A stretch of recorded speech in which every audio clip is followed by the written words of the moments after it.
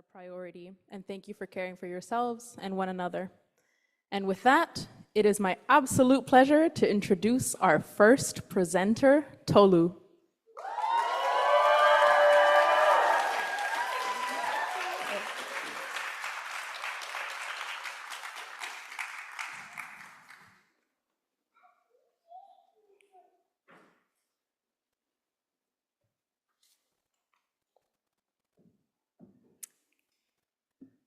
Orúkọ mi ni Toluwanimi Okunola.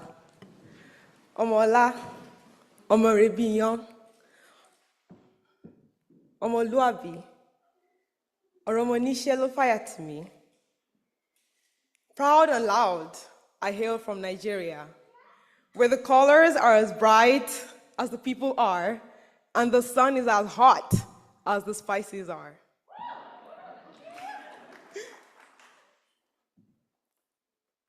Listen. Listen to the ones who do some of the hardest jobs and earn the lowest wages in BC. Listen to the food processing laborers in Prince George.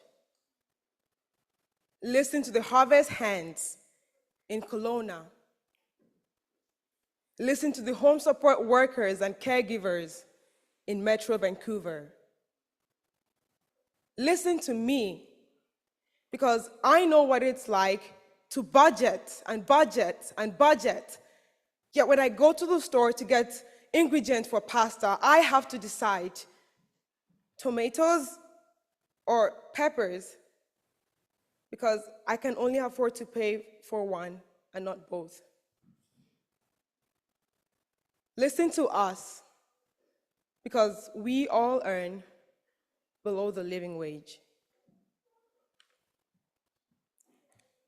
British Columbia is the province with the highest cost of living in Canada.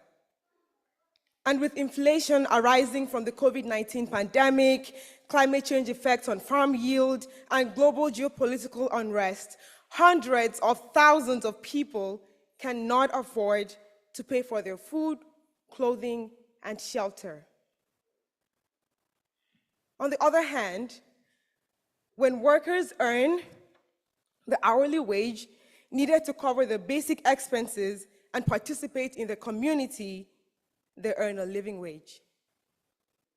The living wage, which is very different from the minimum wage, is calculated yearly, and it reflects the actual cost of living in a particular region. And so the way it works is, when things are more affordable, the living wage decreases. And when prices rise, the living wage increases. Here's a reflection for you. Think about the last time you complained about the price of something, say gas, but you still paid for it. Did it cross your mind that there are people who are unable to do that? Do you ever stop and think that there are people who, like you, work hard, but at the end of the day must decide and make impossible trade-offs, like whether to pay the bills this month or to pay rent, or worse, whether to eat nutritious meals or to heat up their homes? You might be thinking to yourself, there's no way people struggle like this in Canada. No, not in beautiful British Columbia. Definitely not in Vancouver. Let me burst your bubble. Listen.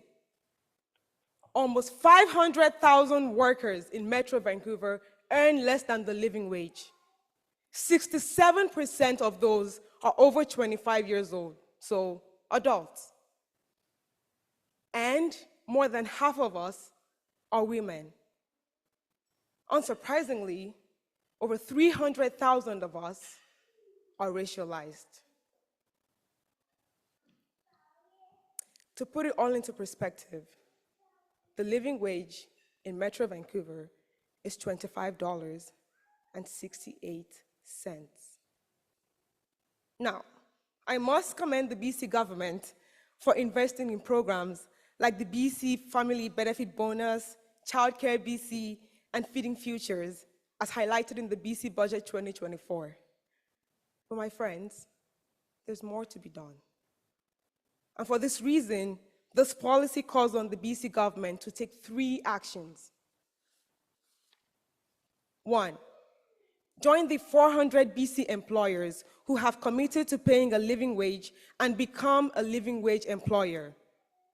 Now, although most of BC government employees earn above the living wage, if you're going to make a change, you must walk the talk.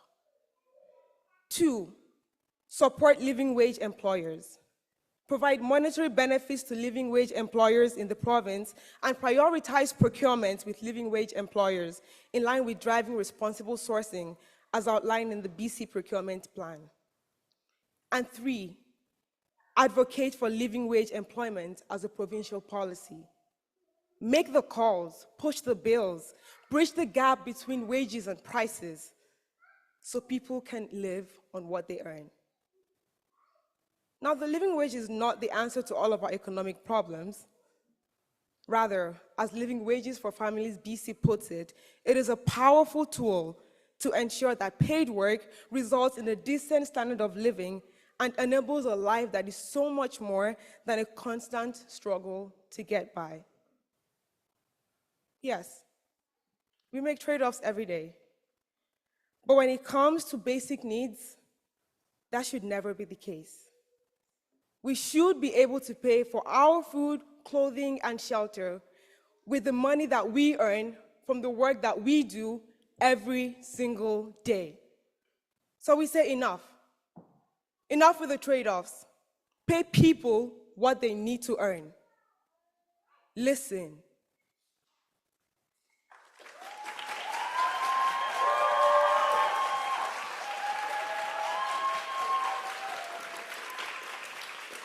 Thank you so much, Tolu. That was really beautiful.